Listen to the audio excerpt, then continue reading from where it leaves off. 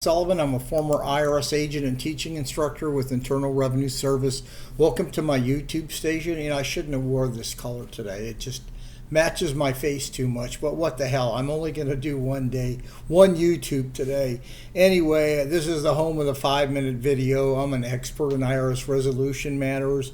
I worked for IRS for a decade. I've been in private practice and tax defense for 4 decades. I have a whole team of former IRS agents that work with me. If you go to 777irs.com, you'll see all my TV interviews that I do. I started this channel for 3 reasons: to educate you. Today's an educational day.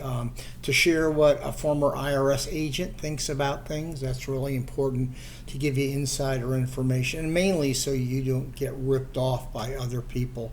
In the offer and compromise and debt settlement space, there are a lot of people who just want to get in your pocket and they don't know what they're doing. I taught the offer and compromise program as a former revenue officer, so I know really what I'm doing, and I'm here really just to tell you the truth. If you want us to represent you, you can. If not, you go on your way wherever you want. Anyway, today I want to talk to you about what happens if you're going through an IRS audit and you got a real stinky agent, or one that won't budge, one that won't move, one won't do anything. They're just giving you a really hard time during the IRS audit.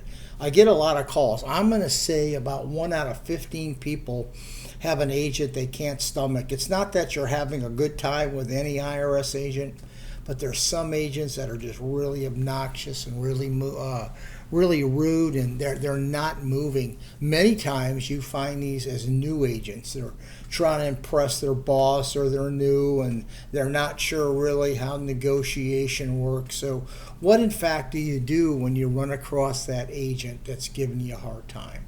Well, there's a couple things you can do. Like I said, I've been doing this 50 years. You can go to the manager, but you go to the manager kind of more in love, not in hate. Remember, this person's still working the case, so you kind of just say, hey, listen, we're at an impasse. Can you help us out? You don't come and attack that person.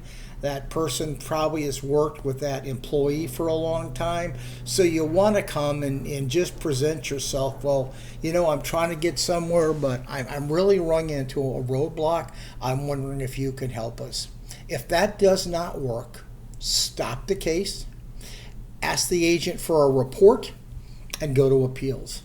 You're going to have a lot more luck in appeals than you are with stubborn IRS agents, and that's why as soon as we run across one, as many audits as we do, we just say, issue us a report, we're moving on.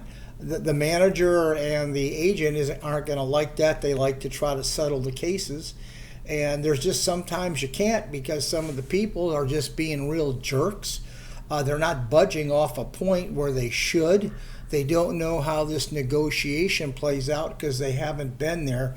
But when you get to appeals, this is going to be a different story. So when they issue the report, you're going to go ahead and when you appeal it, you're going to let the appellate agent know that you put your case together in a nice, orderly, and professional way, and let the appeals agent go deal with it. And you just let the appeals agent know, I've given the agent this document, the IRS auditor, and you know something?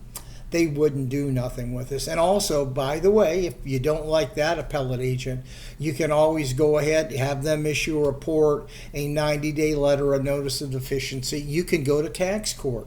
But what really happens, the case doesn't really go to tax court. Most of the time, the case comes back down to another appellate agent to work.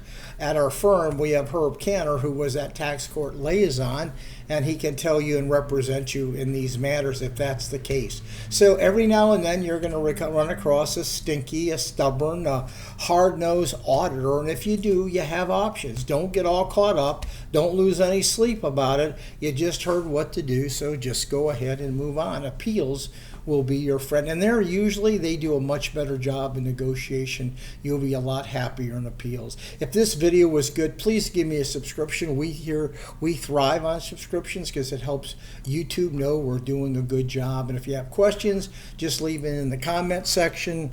I'm happy to help you. We can represent you. But at least if you're going to do this yourself, please listen to the things I tell you. You'll be really successful. I appreciate your subscription. Thank you.